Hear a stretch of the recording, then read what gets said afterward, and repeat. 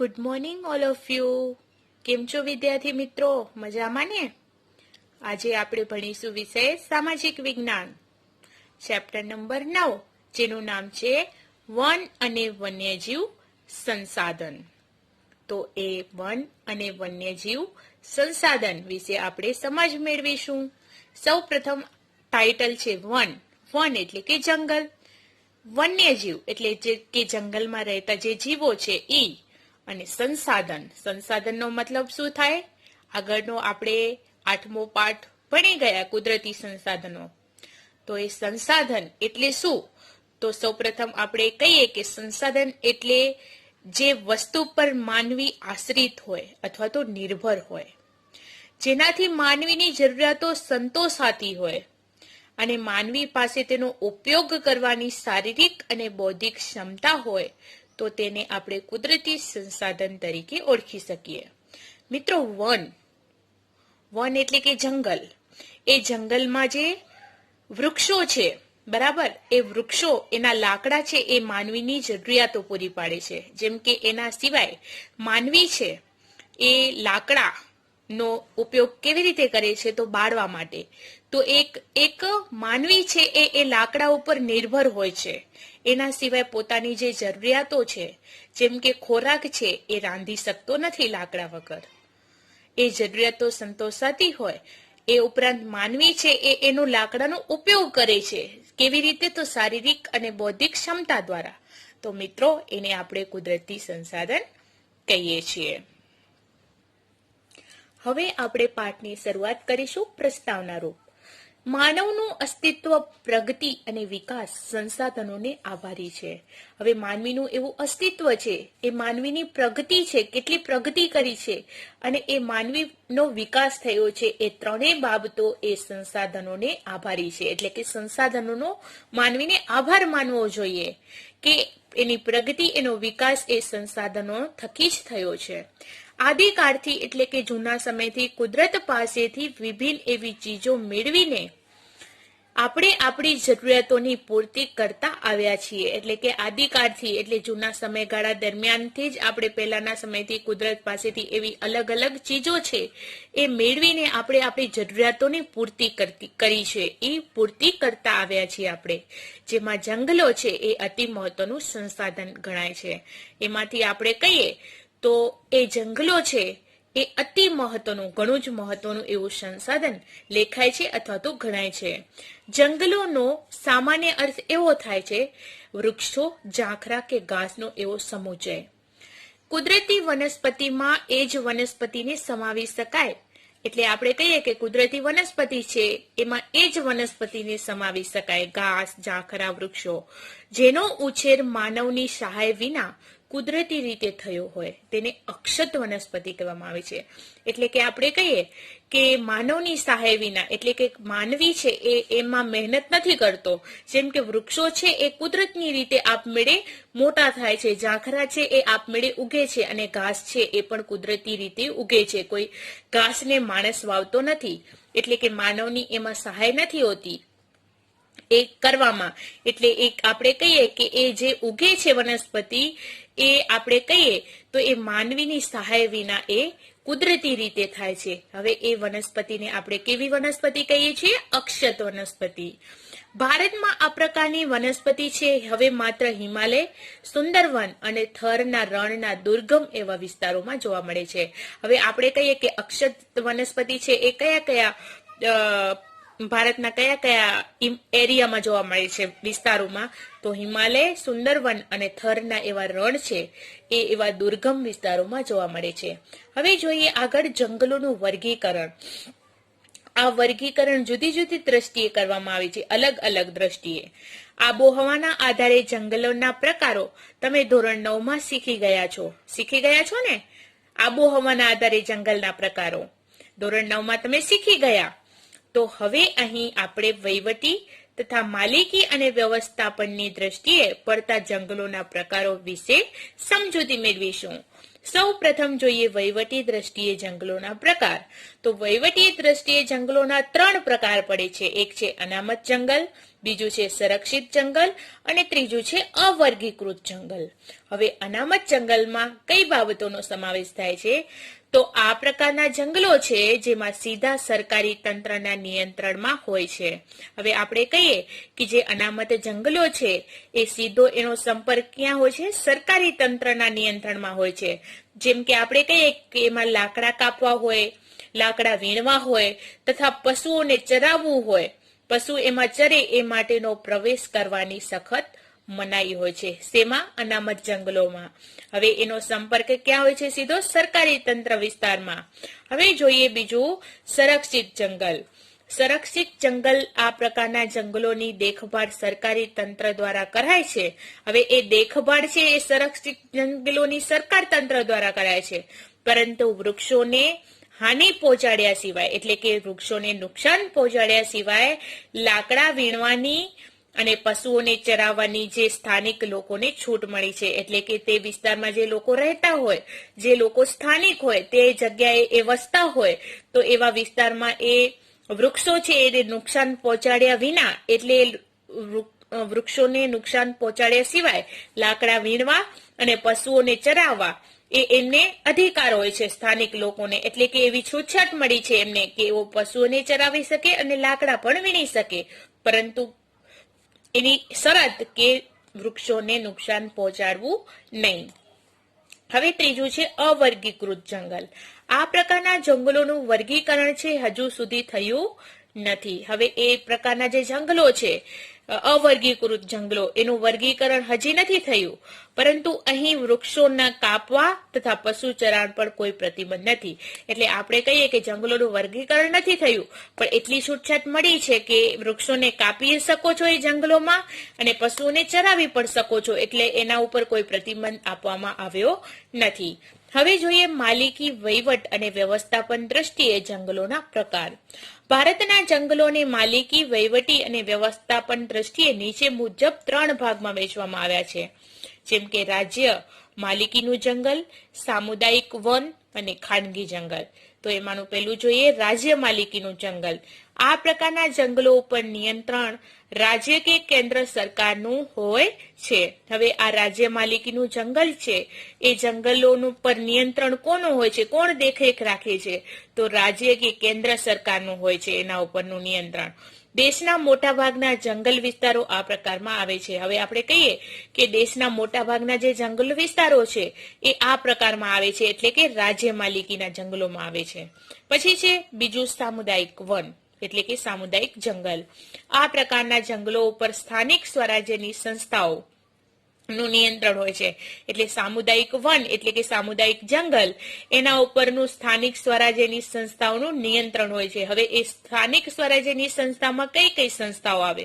તો આપણે કહીએ કે સ્થાનિક હોય, ગ્રામ પંચાયત હોય, નગરપાલિકા હોય, મહાનગરપાલિકા હોય, જિલ્લા પંચાયત હોય, એનું નિયંત્રણ હોય છે. કયા જંગલો ઉપર? તો એ સામુદાયિક જંગલો ઉપર. ત્રીજું છે ખાનગી જંગલ. આ પ્રકારનું જંગલ છે એ વ્યક્તિગત માલિકીનું હોય છે. ખાનગી જંગલ તે એમને હોય છે ખાનગી ક્ષેત્રે, તો એ જંગલ વ્યક્તિગત એ માલિકી લઈ શકે છે. વ્યક્તિ પોતાની માલિકી સમજીને એ જંગલનો ઉપયોગ કરી શકે છે. જેમ કે ઓડિશા, મેઘાલય, પંજાબ અને હિમાલય પ્રદેશમાં આ પ્રકારના જંગલો છે એ વિશેષ એટલે મોટા પ્રમાણમાં જોવા મળે છે.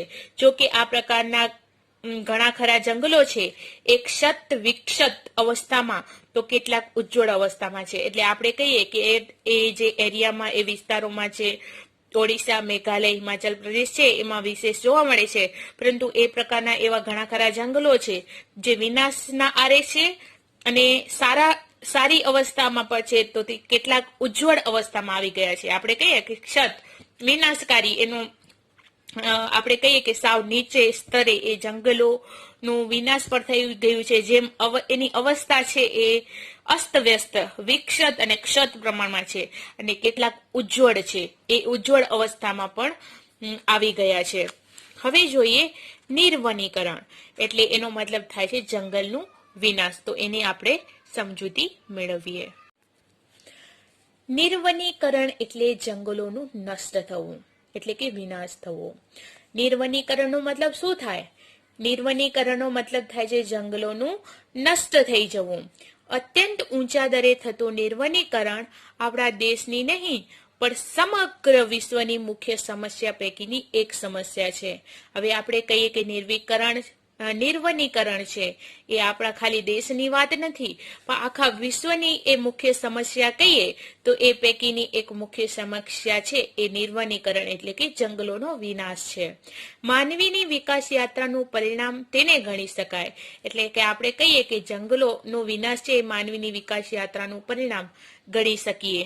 જો કે કુદરતી રીતે પણ વૃક્ષો નાશ પામે છે. એટલે આપણે કહીએ કે ઘણા માનવીની દ્રષ્ટિએ નહીં પણ કુદરતી રીતે પણ એ વૃક્ષો છે એ નાશ પામે છે જંગલોમાં, પણ તે માનવીના હસ્તક્ષેપથી થતા વિનાશની તુલનામાં નગણ્ય છે. એટલે આપણે કહીએ કે માનવીના હાથથી જે વિનાશ થાય છે એની તુલનામાં આપણે એને ન ગણી શકીએ વૃક્ષોનો નાશ, એટલે કે એ કુદરતી રીતે ન ગણી શકીએ. એટલે માનવી છે એ પોતાના હાથોથી પણ પોતાના જંગલોનો વિનાશ કરે છે એની તુલનામાં આ છે એ વિનાશ આપણે ન ગણી શકીએ કુદરતી રીતનો છે એ. હવે નિર્વનીકરણની અસરો એટલે કે જંગલનો વિનાશ થાય છે એનાથી એની જંગલોના વિનાશ પ્રત્યે એની અસરો શું શું જોવા મળે છે તે જોઈએ. નિર્વનીકરણ અસરો વ્યાપક રીતે અનુભવાય છે. વાતાવરણમાં કાર્બન ડાયોક્સાઇડની માત્રા વધી જાય છે. હરિતગૃહ પ્રભાવની એટલે હરિતગૃહનો મતલબ થાય છે ગ્રીન હાઉસ પ્રભાવ એટલે ઇફેક્ટ અસર, એટલે કે ગ્રીન હાઉસની અસરો વધારે ઘેરી બની જાય છે. શેનાથી? તો એ વાતાવરણમાં કાર્બન અને ડાયોક્સાઇડની માત્રા વધી જાય છે, જંગલોનો વિનાશ થાય છે. હરિતગૃહ પ્રભાવ એટલે ગ્રીન હાઉસની અસરોથી આ વધારે ઘેરી બની જાય છે અસરો. વૃક્ષોનું આચ્છાદન દૂર થતા માટીના ધોવાણથી ખેતી ફળદ્રુપતાની સમસ્યા વધી જાય છે. આપણે કહીએ છીએ વૃક્ષોનું આચ્છાદન દૂર થાય છે એટલે કે એનું આપણે કહીએ કે જંગલોનો વિનાશ થાય છે, વૃક્ષોને કાપી નાખવામાં આવે છે. હવે એ દૂર થઈ ગયો છે એથી માટીના ધોવાણથી હવે એનાથી આપણે કહીએ કે વૃક્ષોનું છેદન કરી નાખવામાં આવે છે. હવે માટીનું ધોવાણ થાય છે તેથી ખેતી ફળદ્રુપતાની સમસ્યા છે એ વધી જાય છે. દ્વિકલ્પીય ભારતના જંગલોમાં મોટા પાયા ઉપર જે નિર્વીકરણ થાય છે, જંગલોનો વિનાશ થાય છે, એના કારણે જંગલ વિસ્તાર છે એ ઘટી ગયો છે. વળી અનેક સજીવો છે એ પોતાના કુદરતી આવાસો પણ ગુમાવ્યા છે. હવે એ જંગલોનો વિનાશ થાય છે, નાશ થાય છે, એની અસરથી પેલા જંગલ વિસ્તાર છે એ પણ ઘટી ગયો છે અને આ ઉપરાંત એવા સજીવો છે, પ્રાણીઓ છે એ પોતાના કુદરતી આવાસો છે જે કુદરતી રીતે એ ઝાડની ગુફાઓમાં ને આપણે કહીએ કે નીચે એ ગોખલા બનાવીને રહેતા હોય આવાસો એટલે પોતાના રહેઠાણ એ પણ ગુમાવે છે. તેના પરિણામે વન્યજીવો છે એ ખોરાક અને પાણીની શોધમાં છે. હવે એના કારણે એ આવાસો ગુમાવે છે, પોતાની જગ્યા પોતાનું ઘર ગુમાવે છે. એના કારણે એના પરિણામે વન્યજીવો છે, જંગલોમાં રહેતા જીવો છે એ ખોરાક અને પાણીની શોધમાં માનવ વસવાટના ક્ષેત્રો તરફ આવી ચડી છે. હવે એ પ્રાણીઓ છે એ પોતાનો આવાસ ગુમાવે છે. આ ઉપરાંત પોતાની જે જગ્યા છે આપણે કહીએ કે એ પાણી અને ખોરાકની શોધમાં નીકળે છે. હવે એને એ વસ્તુઓ નથી મળી જતી એટલે માનવ છે એની વસવાટના ક્ષેત્રો તરફ એ પ્રાણીઓ છે, વન્યજીવો છે એ આવી પહોંચે છે. માંસાહારી વન્યજીવો દ્વારા જંગલની નજીકના ક્ષેત્રોમાં વસતા પશુપાલકોના એવા પાલતુ પશુઓના મારણના બનાવો વધી રહ્યા છે. હવે આપણે કહીએ કે એમને પૂરતા પ્રમાણમાં ખોરાક નથી મળતો, એમનો આવાસ છે કુદરતી રીતે છીનવાઈ જાય છે, એટલે કે જંગલોનો નાશ થઈ જાય છે. હવે માંસાહારી જે વન્યજીવો છે, જંગલોમાં જે રહેતા માંસાહારી જીવો છે એના દ્વારા જે જંગલની નજીકના ક્ષેત્રોમાં કોઈ વસતા પશુપાલકો હોય એટલે આપણે કહીએ કે કોઈ જંગલ છે એની બાજુમાં જે ક્ષેત્રોમાં વસતા પશુપાલકો હોય એટલે કે એ પશુઓ જેમ કે ગાય, ભેંસ એવા પાલતુ પ્રાણીઓ હોય એ પશુઓના મારણ એટલે કે એ મારણના બનાવો પણ વધી જાય છે કેમ કે માંસાહારી પ્રાણીઓ એને મારી નાખે છે. પછી જોઈએ વન સંરક્ષણ અંગેના ઉપાયો એટલે કે જંગલનું સંરક્ષણ એ અંગેના કેવા કેવા ઉપાયો કરવા જોઈએ, કેવા કેવા ઉપાયો હાથ ધરવામાં આવે છે. તો જોઈએ કે લાકડાના વિકલ્પે વાપરી શકાય તેવી સામગ્રી માટે સંશોધનો હાથ ધરવા, લાકડાના વિકલ્પો ઉપર વાપરી શકાય તેવી સામગ્રી જેવા સંસાધનો હાથ ધરવા. તેથી લાકડાનો વપરાશ ઘટતા આખા જંગલો છે, વનો છે એ બચી જશે. આપણે કહીએ કે એ સંશોધનો હાથ ધરવા એવી સામગ્રી, તો લાકડાનો વપરાશ ઘટી જશે, એનાથી એ જંગલોનો વિનાશ થતો બચશે. જ્યાં જરૂરિયાત કે વિકાસ માટે નિર્માણ કાર્ય કરતા જે વૃક્ષો અનિવાર્યપણે કાપવા પડે તેની જગ્યાએ નવા એ જ પ્રજાતિના વૃક્ષો વાવવા જોઈએ. આપણે કહીએ કે વન સંરક્ષણ, જંગલોનું રક્ષણ કેવી રીતે થાય, એના માટે શું ઉપાયો કરવા જોઈએ? તો અમુક નિર્માણ જંગલોનું જરૂરિયાત અને વિકાસ માટેનું નિર્માણ કાર્ય કરતા જે વૃક્ષો હોય એ અનિવાર્યપણે કાપવા પડે તેની જગ્યાએ આપણે કહીએ કે બીજા નવા એવા પ્રજાતિના વૃક્ષો છે એ વાવીએ, તો આ છે એ એક જાતનું સંરક્ષણ માટેનો ઉપાય કહેવાય. અપરિપક્વ વૃક્ષોના કાપવા પર સંપૂર્ણ પ્રતિબંધ મૂકવો જોઈએ.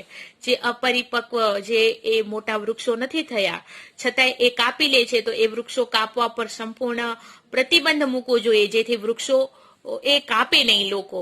જે ઉદ્યોગો જંગલોમાંથી કાચો માલ મેળવે છે તેને ભવિષ્યની જરૂરિયાત સંદર્ભે વનીકરણ માટે ફરજ પાડવી જોઈએ. આપણે કહીએ કે જે ઉદ્યોગો છે એ જંગલો માંથી કાચો માલ મેળવી લે છે, જંગલો કાપીને કાચો માલ મેળવે છે, તેને ભવિષ્યની જે જરૂરિયાત છે એના સંદર્ભમાં જે વનીકરણ છે એને માટેની ફરજ પાડવી જોઈએ. ઇકો ટુરિઝમના વિકાસના નામે જંગલની સ્થિતિ ન જોખમાય તે માટે કડક રીતે નિયમન કરવું જોઈએ. એટલે ઇકો અર્થશાસ્ત્રની દ્રષ્ટિએ આપણે વિકાસના નામે જંગલની સ્થિતિ ક્ષેત્રે જોખમાય નહીં એ માટે કડક રીતે એ નિયમોનું પાલન કરવું જોઈએ. સ્થાનિક લોકોમાં આ અંગે વ્યાપક જનજાગૃતિ કાર્યક્રમોનું આયોજન કરવું જોઈએ. એટલે જે સ્થાનિક લોકો રહેતા હોય એ સ્થાનો પર, તો એ સ્થાનિક લોકો છે એ અંગે વ્યાપક જનજાગૃતિ, એટલે કે વૃક્ષો પ્રત્યે જનજાગૃતિ કેળવવાના એવા કાર્યક્રમોનું આયોજન કરવું જોઈએ. જેમ કે વૃક્ષોને કાપવા નહીં, વૃક્ષોને નુકસાન ન પહોંચાડવું, વૃક્ષો વધુ વાવો, એવા કાર્યક્રમો છે એનું આયોજન કરવું જોઈએ સ્થાનિકના લોકોને. શાળા કોલેજોમાં શીખવાતા પાઠ્યક્રમોમાં આ અંગેની વિગતો સમાવી અને વન સંરક્ષણની વિશેષ જરૂરિયાતો સમજાવી. શાળા અને કોલેજોમાં જે શીખવાતા હોય પાઠ્યપુસ્તકો, એ પાઠ્યપુસ્તકોમાં આ અંગેની વિગતો, એટલે કે આ વૃક્ષો છે એનું સંરક્ષણ કેવી રીતે થઈ શકે, કેમ કરવું, એ વિગતો સમાવી એના અભ્યાસક્રમમાં. અને વન સંરક્ષણ એટલે કે વનનું રક્ષણ કેવી રીતે કરવું એ વિશેષ જરૂરિયાતો એને સમજાવી. કોને? તો શાળા કોલેજોમાં ભણતા બાળકોને. ઘાસચારો અને બળતણ માટેની જરૂરિયાત માટે સામાજિક વનીકરણ અને કૃષિ વનીકરણ ને આયોજનબદ્ધ પ્રોત્સાહક પગલા ભરી સઘનપણે વિસ્તારવા. આપણે કહીએ કે ઘાસચારો છે અને બળતણ છે એની જરૂરિયાતો છે એ લોકોને પૂરતા પ્રમાણમાં જરૂરી જ હોય છે. એમ સમાજ ક્ષેત્રે એ વનીકરણ અને કૃષિ ક્ષેત્રે એ વનીકરણ, આ આયોજન રીતે બદ્ધ પ્રોત્સાહન પગલા ભરી એવા પગલા લઈ અને સઘનપણે એ વિસ્તારવા જોઈએ. બળતણની જરૂરિયાતમાં લાકડાના વપરાશને બદલે સૌર ઉર્જા, કુદરતી વાયુ વગેરે જેવા વિકાસ અપનાવવા જોઈએ. આપણે કહીએ કે બળતણની જગ્યાએ એ બળતણની જ્યારે જરૂરિયાત પડે એના બદલામાં લાકડાનો વપરાશ, આપણે કહીએ કે લાકડાનું બળતણની જરૂરિયાતમાં આપણે લાકડાનો વપરાશ કરીએ છીએ. હવે એ લાકડાના વપરાશ છે એના બદલે સૌર ઉર્જા, કુદરતી વાયુઓ, ગેસ, એવા જેવો એ અપનાવવા જોઈએ. વન સંસાધનોનો કરકસરભર્યો ઉપયોગ કરવો જોઈએ. એટલે કે જે જંગલના જે સંસાધનો છે એનો કરકસરપૂર્વક એનો ઉપયોગ કરવો જોઈએ, અથવા તો એને સંભાળીને વાપરવો જોઈએ. કીટકોથી ક્ષતિગ્રસ્ત થયેલા વૃક્ષોને દૂર કરવાથી અન્ય તંદુરસ્ત વૃક્ષોના વિકાસની પ્રક્રિયા ઝડપી બને છે. આપણે કહીએ કે કીટકોથી ક્ષતિગ્રસ્ત થયેલા એવા વૃક્ષો છે એને દૂર કરીએ. આપણે કહીએ કે જેમાં ઈયળો હોય, બરાબર, એની વૃક્ષોથી ઈયળો હોય, એટલે એ ઈયળો અંદર હોય તો એ ખોતરીને એ વૃક્ષનો અંદરનો જે ભાગ છે એને લોટ જેવું બનાવી નાખે છે, પાવડર ટાઈપ. તો એ વૃક્ષો, જે કીટકો વાળા જે વૃક્ષો હોય એને દૂર કરી અને અન્ય બીજા વૃક્ષોનો વિકાસ કરવો જોઈએ. એની પ્રક્રિયા ઝડપી બની જાય છે. દાવાનળથી જંગલોને ભારે નુકસાન થાય છે. હવે દાવાનળ થાય છે એ કુદરતી આપત્તિ છે. દાવાનળ એનાથી જંગલોને ભારે નુકસાન થાય છે. તેના સમન માટે રાષ્ટ્ર સ્તરે અલાયદું તંત્ર કે દળ ઉભું કરવું જોઈએ. હવે એ નુકસાન ન થાય તેના માટેનું રાષ્ટ્ર સ્તરે અલાયદું તંત્ર, અલગથી તંત્ર કે એવું દળ ઉભું કરવું જોઈએ કે જેથી દાવાનળથી જંગલોનો વિનાશ ન થાય અથવા તો નુકસાન ન પહોંચે. જંગલ ક્ષેત્રોમાં આવેલા ધાર્મિક આસ્થા કેન્દ્રો પર ભરાતા મેળા યોજાતા, ભંડારા કે પરિક્રમા સમય પરિવહન સુવિધા વધતા અને પ્રવાસ સુગમ થતા હજારો યાત્રિકો પહોંચે છે. તે સમય થતા કચરાનો યોગ્ય નિકાલ થવાથી જંગલ દૂષિત થાય છે. હવે આપણે કહીએ કે જંગલ ક્ષેત્રોમાં આવેલા જે ધાર્મિક સ્થળો છે, આસ્થા કેન્દ્રો છે, જેમ કે આપણે કહીએ કે જુનાગઢ ગુરુ દત્તાત્રેય, એ જુનાગઢની જે પ્રદક્ષિણા થાય છે એના ઉપર મેળાઓ યોજાય છે, તો એવા ભંડારો પરિક્રમા સમયે સુવિધા વધી જાય છે, પ્રવાસ સુગમ થાય તો હજારો યાત્રિકો એ ગિરનારની પ્રદક્ષિણા કરે છે.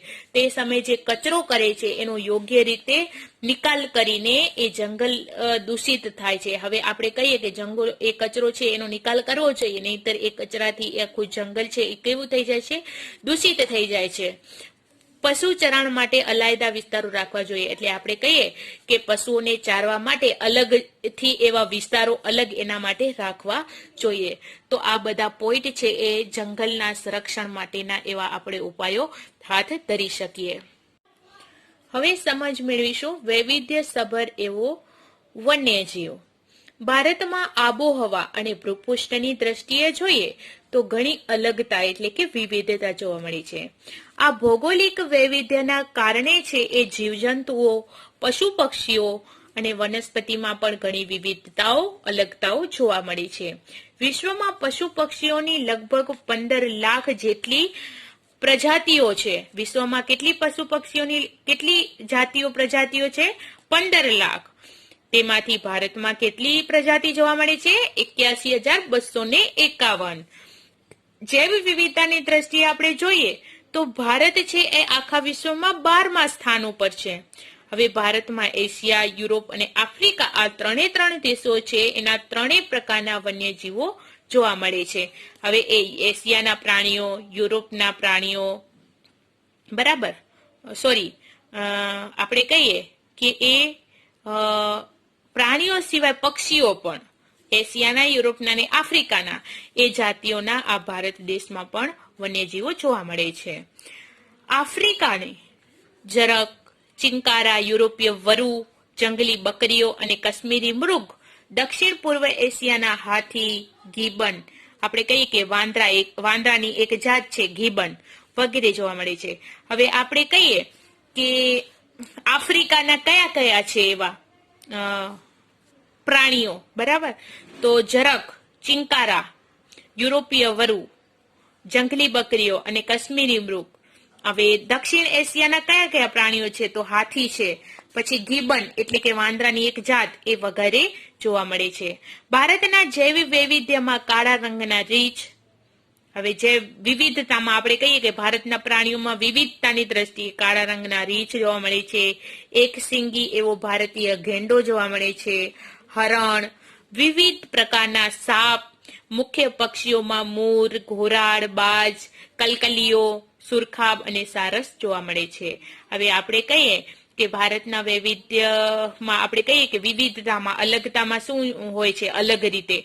તો કાળા રંગના રીંછ હોય, એક સિંગી ગેંડો હોય, હરણ હોય, અનેક પ્રકારના સાપ હોય, મુખ્ય એવા પક્ષીઓ જેમ કે મોર, ઘોડાડ, બાજ, કલકલિયો, સુરખાબ અને સારસ પણ જોવા મળે છે. ક્યાં? ભારતમાં. હિમાલયમાં ઊંચાઈ ઉપર જોવા મળતો હિમદીપડો અને ત્યાં જ શીત વનોમાં જોવા મળતું લાલ પાંડા વિશિષ્ટ પ્રાણીઓ છે.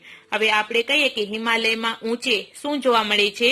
તો હિમદીપડો એટલે કે બરફ, હિમ એટલે બરફ થાય, તો એ બરફ વિસ્તારોમાં હિમદીપડો રહે છે અને ત્યાં જ શીત એટલે કે શીતળ ઠંડા એવા જંગલોમાં જોવા મળતું લાલ પાંડા, એ પ્રાણીનું નામ છે એ લાલ પાંડા વિશિષ્ટ પ્રાણીઓ છે. દુનિયામાં વર્તમાન સમયમાં ભારત એક એવો દેશ છે જેમાં વાઘ અને સિંહ તેમના કુદરતી આવાસમાં વિચરે છે. હવે દુનિયામાં આપણે કહીએ કે વર્તમાન સમયમાં, હમણાંના સમયમાં ભારત એક એવો દેશ છે દુનિયામાંથી જેમાં વાઘ અને સિંહ છે એ તેમના કુદરતી આવાસમાં જ વિચરે છે, એટલે કુદરતી રીતે એ જંગલમાં રહે છે વાઘ અને સિંહ. શિયાળા દરમિયાન રાજસ્થાનમાં કેવલાદેવના રાષ્ટ્રીય ઉદ્યાન, એટલે કે આપણે નામ કહીએ કે એ આખું ઉદ્યાનનું નામ છે રાષ્ટ્રીય ઉદ્યાન, એ શિયાળા દરમિયાન રાજસ્થાનમાં જે કેવલાદેવ છે એ રાષ્ટ્રીય ઉદ્યાનનું નામ છે. તે કેવલાદેવના જે રાષ્ટ્રીય ઉદ્યાન છે એ ભરતપુર અને ગુજરાતના નળ સરોવર જેવા જળ પ્લાવિત એવા વિસ્તારોમાં આ પાયાવર પક્ષીઓ દૂર દૂરથી શિયાળો ગાળવા આવે છે. આપણે કહીએ કે શિયાળા દરમિયાન રાજસ્થાનમાં કેવલાદેવ છે, ત્યાં રાષ્ટ્રીય ઉદ્યાન છે, ત્યાં અને ભરતપુર અને ગુજરાતના નળ સરોવર જેવા જલપ્લાવિત એવા વિસ્તારો છે, એમાં અસંખ્ય એટલે મોટા પ્રમાણમાં જે યાયાવર પક્ષીઓ છે એ દૂર દૂરથી શિયાળો ગાળવા માટે અહીંયા આવે છે, એટલે કે શિયાળીની ઋતુ દરમિયાન. ઓડિશાના સમુદ્ર કિનારાના રેતીના તટે સમુદ્રી કાચબા ઈંડા મૂકવા આવે છે. હવે આપણે કહીએ કે છેક ઓડિશાના સમુદ્ર કિનારાના રેતીના તટે, ઓડિશામાં જે સમુદ્ર કિનારો છે એ સમુદ્ર કિનારાના જે રેતીના એવા તટ છે ત્યાં સમુદ્રી કાચબા છે, સમુદ્રમાં પાણીમાં રહેતા કાચબા એ ઈંડા મૂકવા માટે આવે છે. ભારતીય અજગર અને વિવિધ પ્રકારના સાપ તથા દક્ષિણના ગીચ વર્ષાવનોમાં રાજનાગ જોવા મળે છે. હવે આપણે કહીએ કે ભારતમાં કયા કયા જીવ, તો અજગર અને વિવિધ પ્રકારના એવા સાપ હોય, અથવા દક્ષિણના જે ગીચ વર્ષા એટલે કે જ્યાં એ જંગલોમાં વરસાદ જ પડતો હોય તેમાં રાજનાગ છે એ પણ જોવા મળે છે ભારતમાં. હવે જોઈએ લુપ્ત થતું વન્યજીવ, એટલે કે લુપ્ત થઈ ગયું હોય, એ વિનાશ થઈ ગયો, એ ક્યાંક છુપાઈ ગયું હોય જ્યાં જોવા જ ન મળતું હોય, એટલે એ લુપ્ત થઈ ગયેલું વન્યજીવન એટલે જંગલોનું જીવન કેવું હોય. આજે વિશ્વના અસંખ્ય વન્યજીવો છે એ વિનાશ થવાના આરે ઉભેલા છે, એટલે કે આજે વિશ્વના એવા અસંખ્ય વન્યજીવો છે, જંગલોના જીવો જેમાં વિનાશ થતું હોય એના આરે ઉભેલા છે વન્યજીવો.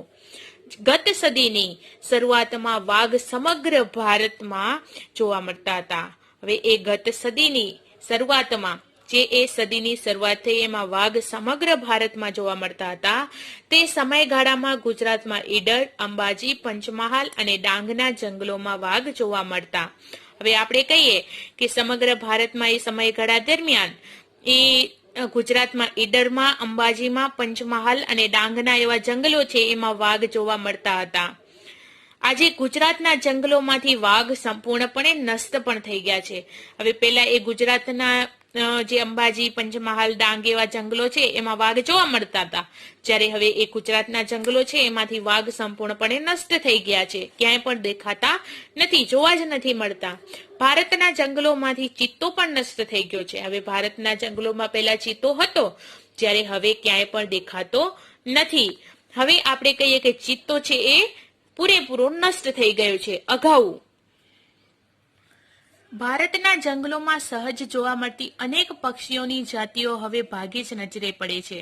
હવે ભારતમાં અનેક પ્રકારની જંગલોમાં પક્ષીઓની જાતિ હતી. હવે એ જાતિ અમુક છે એ ભાગ્યે જ આપણને નજરે પડે છે. એમાં ગીધ છે, ગુલાબી ગરદનવાળી બતક છે, સારસ છે, ગુવર છે વગેરે છે એ ભવિષ્યમાં લુપ્ત જવાની તૈયારીમાં છે. હવે આટલી બધી પ્રજાતિ છે, એની જાતિ છે પક્ષીઓની, એ પણ આપણે કહીએ કે એ જાતિઓ છે એ લુપ્ત થવાની તૈયારીમાં છે.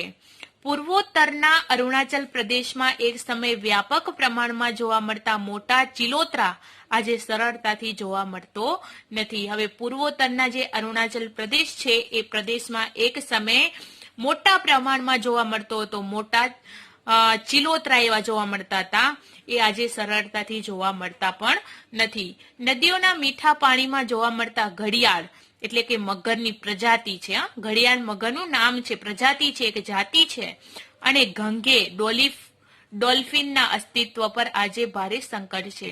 આપણે કહીએ કે નદીઓના મીઠા પાણી છે એમાં જોવા મળતા હતા મગરો, અને ઘંઘે ડોલ્ફિન એટલે માછલીનું નામ છે એ પણ અસ્તિત્વ પર આજે ભારે સંકટ છે. ઓડિશા, ગુજરાત વગેરે રાજ્યોના એવા સમુદ્ર કિનારે ઈંડા મૂકવા આવતા સમુદ્રી કાચબાઓની સંખ્યામાં પણ સતત ઘટાડો નોંધાયો છે. હવે આપણે કહીએ કે ઓડિશા, ગુજરાત એવા રાજ્યો છે એ દરિયા કિનારા ઉપર જે ઈંડા મૂકવા આવતા હતા કાચબા, એ પણ એ સમુદ્રમાં આવતા હતા કાચબા, એનો પણ સંખ્યામાં સતત ઘટાડો નોંધાયો છે. એક સમયે ગુજરાતની નર્મદા, તાપી, મહી અને સાબરમતી સહિતની નદીઓમાં જોવા મળતી જળ બિલાડી તે ક્ષેત્રોમાં લગભગ લુપ્ત થવાના આરે છે. હવે એ જળ બિલાડી છે એ પાણીમાં જોવા મળે. એક સમય એવો છે જ્યાં ગુજરાતની નર્મદા છે, તાપી છે, મહી છે, સાબરમતીમાં જોવા મળતી હતી. હવે એ નદીઓ છે એ નદીઓમાં હવે જળ બિલાડી કયા ક્ષેત્રોમાં જોવા મળતી નથી, ઓછા ક્ષેત્રોમાં જોવા મળે છે.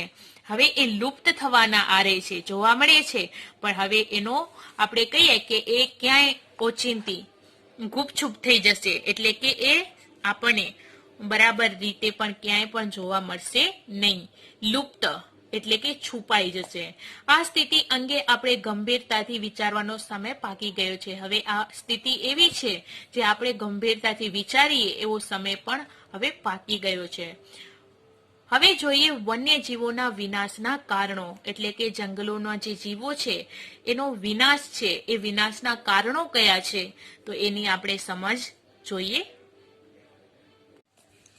જંગલ ક્ષેત્રોમાં ઘાસભૂમિ અને જળ પ્લાવિત વિસ્તારોમાં થતી માનવીય દખલથી વન્યજીવોના પ્રાકૃતિક આવાસો જોખમાય છે. એટલે આપણે કહીએ કે જંગલ એવા વિસ્તારો છે, ક્ષેત્રો છે, એમાં ઘાસભૂમિ એટલે કે ઘાસ માટેની ભૂમિ, જમીન અને જળ પ્લાવિત વિસ્તારો એટલે કે જળ પાણીથી એવા વિસ્તારો છે, ઘેરાયેલા વિસ્તારો, એમાં માનવીય દખલથી વન્યજીવોના જે પ્રાકૃતિક આવાસો છે, એટલે કે જંગલોમાં જે રહેતા જીવો છે એના પ્રકૃતિના આવાસો, પ્રાકૃતિક રીતેના એવા ઘરો છે, એ પણ એનું પણ જોખમ છે. જંગલોનો વિનાશ પ્રાકૃતિક અસંતુલન માટે સૌથી વધારે કારણભૂત છે. હવે જંગલોનો વિનાશ છે, નુકસાન છે, વિનાશ થઈ ગયું છે, એ પ્રાકૃતિક અસંતુલન માટે સૌથી વધારે કારણભૂત જંગલોનો વિનાશ જોવા મળે છે. તેની છેવટની અસર વન્યજીવોની સંખ્યામાં ઘટાડો કરે છે. હવે એની છેવટની અસર છે એ જંગલોમાં જે જીવો છે એની સંખ્યામાં પણ ઘટાડો કરે છે. કોના કારણે? તો જંગલોનો વિનાશ થયો. હવે એ જંગલોનો વિનાશ થાય છે, જંગલોનો વિનાશ ન થાય તો જે વન્ય જીવો છે એનો પ્રાકૃતિક જે માર્ગ છે, આવાસો છે, એ બરાબર રીતે તેઓ એમાં રહી શકે છે. હવે જંગલોને કાપી નાખે, એનો વિનાશ કરી નાખે તો પછી એ વન્યજીવો છે એ બીજે ક્યાંય વયા જાય, ચાલ્યા જાય, એટલે એની સંખ્યામાં ઘટાડો જોવા મળે છે. વાડ, ખાલ, હાડકા, શિંગડા કે નખ મેળવવા કે શોખથી થતો શિકાર પણ જવાબદાર છે. હવે આપણે કહીએ કે વાડ છે, એની ખાલ છે, હાડકા છે, શિંગડા છે કે નખ મેળવવા, એ આપણે કહીએ કે એના શિંગડા જોઈએ, નખ જોઈએ, એ આપણો એક શોખ છે. એ શોખથી ઘણો શિકાર પણ જવાબદાર છે. એટલે એ મેળવવા માટે, હાડકા, ખાલ, વાડ એ મેળવવા માટે આપણે એનો શિકાર કરી નાખીએ છીએ, એ પણ એક જવાબદાર કારણ બની જાય છે. મનુષ્યના લોભ લાલચથી કરાતું જંગલોનું અતિ દોહન, સડકો, બહુહેતુક યોજનાઓનું નિર્માણ, ખનીજ ખનન, નવી વસાહતો કે શહેરોનું વિસ્તરણ વન્યજીવોને નિવારિત કરે છે.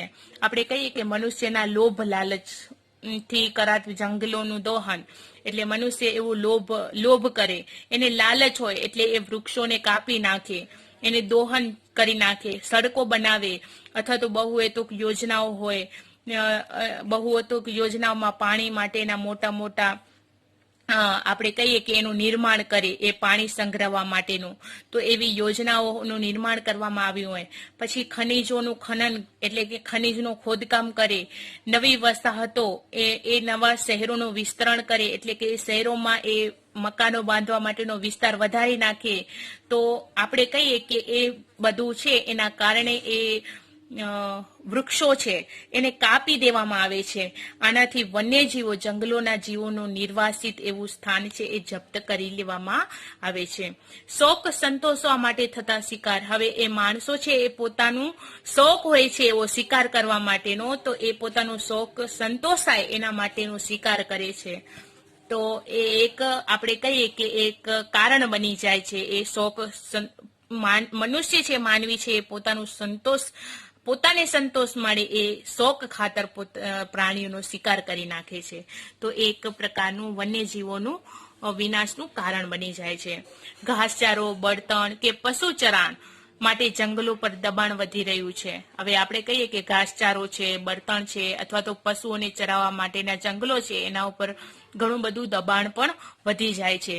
જંગલોની આગ અનેક પ્રજાતિને ભરખી જાય છે. હવે જંગલોમાં જે આગો લાગે છે એ અનેક પ્રજાતિ છે એના ઉપર ભરખી જાય છે. આ આગ જો બચ્ચા ઉછેરવાની કે ઈંડા સેવવાના ગાળામાં લાગે ત્યારે વન્ય પ્રાણીઓની સંખ્યા પર ઘણી મોટી નકારાત્મક અસરો થાય છે. હવે આપણે કહીએ કે જંગલોમાં જે આગ લાગે છે, હવે જે બચ્ચાને ઉછેરવાની એટલે મોટો કરવાની અને ઈંડા સેવવાના ગાળામાં એટલે કે એ ઈંડા મૂકવાના ગાળામાં એ આગ લાગે ત્યારે વન્ય પ્રાણીઓની સંખ્યા છે એના ઉપર ઘણી મોટી નકારાત્મક એવી અસરો એ જોવા મળે છે. પોતાના કુદરતી નિવાસ નષ્ટ થવાથી બેઘર બની વન્ય ક્ષેત્રમાંથી બહાર આવી ગયેલા પ્રાણીઓ માનવી સાથેની અથડામણોમાં ક્યારેક જીવ ગુમાવે છે. હવે આપણે કહીએ કે એ જંગલોમાં રહેતા એ જીવો છે, પ્રાણીઓ છે, એ પોતાનો કુદરતી નિવાસ નષ્ટ થવાથી એ બેઘર બની એટલે ઘર વિનાના બની વન્ય એટલે જંગલના ક્ષેત્રોમાંથી બહાર આવી ગયેલા હોય છે કેટલાક પ્રાણીઓ. હવે એ બહાર આવી ગયા હોય છે, આથી માનવી સાથેની અથડામણો થાય છે એટલે માનવી ડરે છે એનાથી. આથી શું કરે છે? એને હથિયારોથી, શસ્ત્રોથી મારી નાખવાની કોશિશ કરે છે, લાકડીઓ નાખે છે, એનાથી અથડામણો થાય છે માનવી સાથેની. કોના સાથે? પ્રાણીઓ સાથે. એટલે કેટલાક એવી રીતે જીવ પણ ગુમાવે છે, એટલે માણસો છે એને મારી નાખે છે. એ એક પ્રકારનું કારણ છે વિનાશનું. પ્રાણીજ ઔષધિઓ કે સુગંધી દ્રવ્યો મેળવવા કરાતો શિકાર તે પ્રજાતિને વિલુપ્તિના આરે લાવી દે છે. આપણે કહીએ કે પ્રાણીજ ઔષધિઓ, એવી ઔષધિઓ હોય અથવા સુગંધી એવા દ્રવ્યો મેળવવા માટે શિકાર કરવામાં આવે છે પ્રાણીઓનો. આથી આ પ્રાણીઓની જે પ્રજાતિ છે એ વિલુપ્તિના આરે લાવી દે છે. એટલે આપણે કહીએ કે લુપ્ત થઈ જાય છે. એના લુપ્ત થવાના આરે પ્રાણીઓ આવી જાય છે, એની પ્રજાતિ આવી જાય છે. હવે નીચે છે આટલું જાણવું તમને ગમશે. હવે લાલ પાંડા વિશે જોઈએ. લાલ પાંડો, એની સમજ મેળવીએ. તો ભારતમાં પૂર્વ હિમાલયના શીત વનોમાં એટલે કે ઠંડા એવા જંગલોમાં જોવા મળે છે લાલ પાંડા. તેનો ખોરાક વાંસની કૂંપળો, ઈંડા, નાના પક્ષીઓ, જંતુઓ વગેરે છે. હવે એ લાલ પાંડાનો ખોરાક કયો છે? તો વાંસની નાની નાની જે કૂંપળો હોય તે, ઈંડા, નાના પક્ષીઓ હોય અથવા જીવજંતુ હોય એનો ખોરાક છે લાલ પાંડાનો. તે દિવસ દરમિયાન ઓછું સક્રિય રહે છે. ભારત ઉપરાંત ચીન, નેપાળ, ભૂતાન, મ્યાનમારમાં તેની વસ્તી છે. એટલે લાલ પાંડા ક્યાં જોવા મળે છે? તો ચીનમાં, નેપાળમાં, ભૂતાનમાં, મ્યાનમારમાં એની વસ્તી જોવા મળે છે. હવે જોઈએ વન્યજીવ સંરક્ષણ માટેના ઉપાયો. એટલે કે વન્યજીવ રક્ષણ માટેના ઉપાયો કયા કયા હાથ ધરવા જોઈએ, કયા કયા ઉપાયો કરવા જોઈએ? તો જંગલો માટે આપણો દ્રષ્ટિકોણ અને માનસિકતા બદલાવની જરૂર છે. જંગલો માટે આપણો દ્રષ્ટિકોણ અને આપણી જે માનસિકતા છે અંદરની એ બદલાવાની આપણે જરૂર છે સખત. આપણે તેને આવક માટેનો અખૂટ સ્ત્રોત માનીએ એ ભૂલ ભરેલું છે. હવે આપણે એને આવક માટેનો મોટો અખૂટ જે ખૂટે નહીં એવો સ્ત્રોત માનીને બેસીએ એ આપણી ભૂલ ભરેલી વાત કહેવાય. એ આપણી ભૂલ કહેવાય કે આપણે એને આવક ગણીને બેસી જઈએ. તેનું સંરક્ષણ થવું જોઈએ. હવે આપણે એને આવક સામે ન જોવું જોઈએ, પણ એનું રક્ષણ થવું જોઈએ, એ જોવું જોઈએ વન્યજીવોનું. તો જ વન્યજીવો માટેના કુદરતી આશ્રય સ્થાનો બચશે. હવે આપણે એનું સંરક્ષણ કરીશું, રક્ષણ કરીશું તો જ વન્યજીવો છે એ માટેના જે કુદરતી આશ્રય સ્થાનો છે એના માટે એ આશ્રય સ્થાનો બચી શકશે. જંગલોમાં તૃણાહારી અને માંસાહારી. તૃણાહારી એટલે આપણે કહીએ કે સસલું છે, જે ઘાસ ખાતા હોય એવા તૃણાહારી પ્રાણીઓ કહેવાય, ને બીજા માંસાહારી પ્રાણીઓ હોય. એની સંખ્યાનું સંતુલન જાળવવું જોઈએ અને તે માટે જંગલના જળ સ્ત્રોતોની જાળવણી કરવી જોઈએ તથા પાલતુ પશુ ચરાણ પર પ્રતિબંધ જેવા પગલા ભરવા જોઈએ. આપણે કહીએ કે જંગલો છે, તૃણાહારી પ્રાણીઓ છે, માંસાહારી પ્રાણીઓ છે, એની સંખ્યાનું સંતુલન જળવાય, એ જાળવવું આપણને. અને તેના માટે જે જંગલના જળ સ્ત્રોતો છે, પાણી માટેની જે વ્યવસ્થા છે, જળ સ્ત્રોતો એટલે કે કોઈ તલાવડીઓ હોય, જળાશયો હોય, એની જાળવણી કરવી જોઈએ તથા પાલતુ જે પશુ ચરાણ હોય, આપણે કહીએ કે પાલતુ પ્રાણીઓ કયા હોય તો ગાય, ભેંસ એ આપણા પાલતુ પશુ કહેવાય, તો એના ઉપર પ્રતિબંધ જેવા પગલા ભરવા જોઈએ. તો એ વન્યજીવ સંરક્ષણ માટેનો ઉપાય કહેવાય. શિકાર ડામવા કડક કાયદા અને તેનો સખાઈથી અમલ કરવો જોઈએ. આપણે કહીએ કે શિકાર કરવા માટેના જે કડક કાયદા હોય તેનો સખ્તાઈથી અમલ થવો જોઈએ, એટલે કે શિકાર થતો હોય તો તેને અટકાવવો જોઈએ. જંગલોમાં થતા ગેરકાયદેસર એવા ખનન કાર્યના પ્રતિબંધ ભંગ માટે કડક સજા અને દંડની જોગવાઈ કરવી જોઈએ. આપણે કહીએ કે શિકાર કરવા માટે એ સખતાઈ અમલ કરવો જોઈએ કે શિકાર કરવો જોઈએ નહીં. હવે જંગલોમાં જે શિકારો થાય છે અથવા તો ગેરકાયદેસર એવા કાર્યો ઉપર પ્રતિબંધ અથવા ભંગ થાય તો એ પ્રતિબંધ મૂકે અથવા તો ભંગ કરે તો એની કડક સજા થવી જોઈએ અને દંડની જોગવાઈ પણ કરવી જોઈએ. વન્યજીવોના પ્રજનન કાળમાં તેમને ખલેલ ન પડે એવી વ્યવસ્થા પણ ગોઠવવી જોઈએ. જંગલ ક્ષેત્રોમાં થતી માછીમારી, વન્ય પેદાશ એકત્રીકરણ કે પ્રવાસનથી વન્યજીવો પર પડનારી જે અસરો છે એનો અભ્યાસ કરી અને એ મુજબના પગલાં પણ ભરવા જોઈએ. સમાજમાં વ્યાપકપણે મોટા પ્રમાણમાં જનજાગૃતિ કાર્યક્રમો પણ યોજવા જોઈએ. જવાબદાર નાગરિક જૂથોએ વન્યજીવ સંરક્ષણ કાર્ય માટે તંત્ર જો શિથિલ હોય તો તેના પર દબાણ ઊભું કરીને આ કામગીરીને પ્રાથમિકતા અપાવવી જોઈએ.